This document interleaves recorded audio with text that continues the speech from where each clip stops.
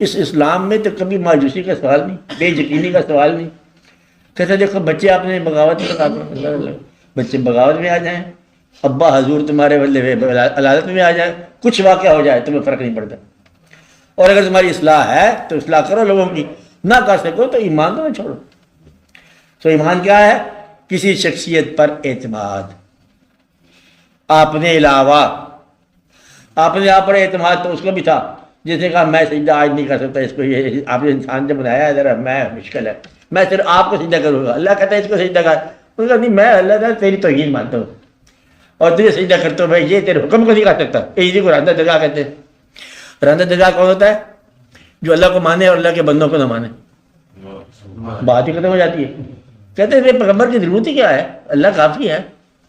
پیغمبروں کی کیا ضرورت ہے؟ دیکھو اللہ ہو اس کا بات کرتے ہیں کافی ہے، درمیان میں پیغمبر اور یہاں کرام کا واقعہ ہوتے ہیں ادھر مولوی صاحب بدلے لگے ہوتے ہیں. یہ کوئی بات نہیں ہے نا، 4 دن کے میلہ اتنے لوگ مجھے ماننا پڑتا ہے. تو گویا کہ گمراہی کیا ہے؟ کسی کو رہنما نہ ماننا. گمراہی کیا ہے؟ یہ پکا ایک گرہ لگا دو. گمراہی کیا ہے؟ کسی کو اپنا رہنما نہ ماننا. زندہ جو وصال پا چکے ہیں حضرات، وہ تو آپ کے لیے ویسے ہے نا ادب اعتقاد کی بات. کسی جب تک زندہ رہنما نہ مانو، کسی راہ پر چلنا گمراہی. تو زندہ رہنما کا ماننا ضروری ہے. تو اپنے رہنما کی تلاش کر، اور اگر خدا نخواستہ نہ ملا تو معرومی کا رونا رونے کے بجائے پھر دعا مانگ. کیا مانگ؟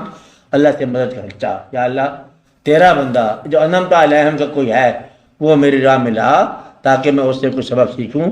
اور اس کا اللہ نے کہا کہ سیدھی راستے کی تعریف ہی یہی ہے، صراط مستقیم. اہدنا الصراط المستقیم یعنی کہ کون سا راستہ؟ انعمت علیہم. مغضوب کا راستہ نہ ہو، انعمت علیہم والوں کا راستہ. اگر تو کہتا ہے کہ انعمت علیہم نہیں ہے آج کل تو یہ بہتان ہے اور اس کی بڑی سزا ہوگی. آج کل بزرگ نہیں رہ گئے، یہ سزا ہوگی. آج کل ماں باپ قابل اعتبار نہیں رہ گئے. آج کل بچوں کا دور ہے، لعنت بھیجو سب کے اوپر. ماں باپ آج بھی مطلب بے قابل اعتبار ہوں گے، ماں باپ آج بھی واجب الاحترام ہوں گے. جو بچہ اس لیے کہتا ہے کہ میں ماں باپ کا احترام نہیں کر سکتا کہ وہ پرانے زمانے کے لوگ ہیں، دیکھو میرے تو واقعات ہو رہے ہیں، میرے مہمان اور طرف سے آتے ہیں، یہ پرانے زمانے کے لوگ ہیں، کیا ماں باپ گمراہ ہو کے مر جائے. تو اپنی دانائیاں چھوڑ اور ماں باپ کے احترام کر، خدمت کر، اور اپنی بیکار زندگی کو کارآمد بنا. کیا کہا؟ بیکار زندگی کو کارآمد بنا، اور اپنے درخت کو سایہ دار بنا کے کسی کام آ.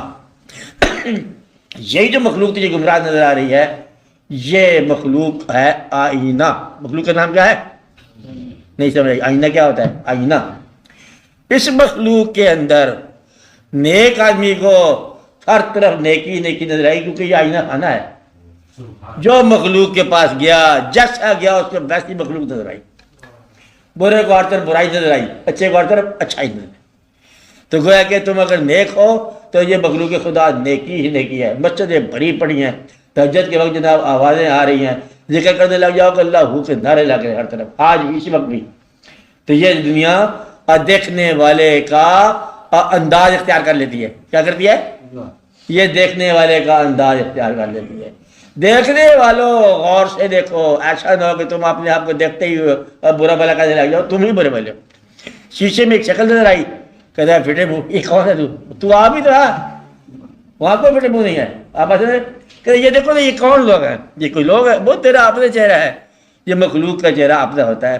جب تک تم اصلاح کے لیے نہ جاؤ، اصلاح کے لیے جاؤ تو لوگوں کی تکلیف دور کرو. اس لیے لوگوں کے بارے میں اب بات سمجھ لو. لوگوں کے بارے میں کیا کہا؟